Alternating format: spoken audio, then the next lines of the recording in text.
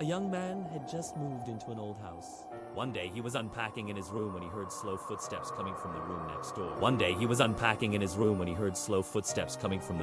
door. It sounded like someone was dragging their feet. He shrugged it off and went to bed. In the middle of the night, he was awoken to the sound of footsteps again. He got out of bed and went to the other room to investigate. The footsteps had stopped. He turned his flashlight on and started to look around. There was nothing there. Then he saw a diary on the floor. As he was reading it, he noticed that the room was getting darker. Even though the windows were letting in a bright light, the diary said, "Whoever enters this room never returns." He continued reading, and then he saw a picture of himself in the diary. How did they know he would be moving in here? Who was in the room? And what happened to them? He looked around the room. His eyes adjusted to the darkness, and he saw a door in the corner. He walked towards it and slowly opened it. Suddenly, the door slammed shut and the room was plunged into darkness.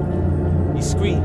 He found his phone and turned on the flashlight. He was now in a small, dark room with one window. The walls were a sickly yellow color, and there was a single wooden chair in the middle of the room. He walked over to the window and looked out. It was boarded up from the outside, and there was no way to open it from this side. He was trapped. He started to panic. What was this room? Why was he drawn to it? And most importantly, how could he escape? He ran to the door and started to bang on it, but it wouldn't open. He screamed for help, but no one answered. Then he remembered the diary. Maybe there was another way out. He went back into the dark room and started to search for the diary. He found it on the floor where he had left it. He opened it up and started to read.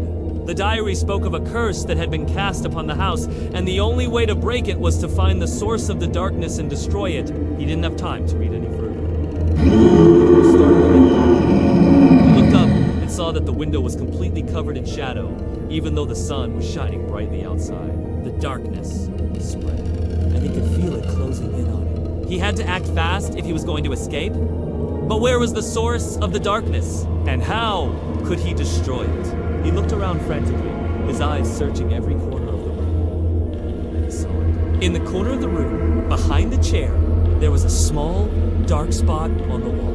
He walked towards it and put his hand out to touch it. As his fingers made contact with the wall, the darkness exploded outwards, engulfing him completely. He screamed in terror as he was consumed by the shadows. But then, everything went silent. The scream died in his throat.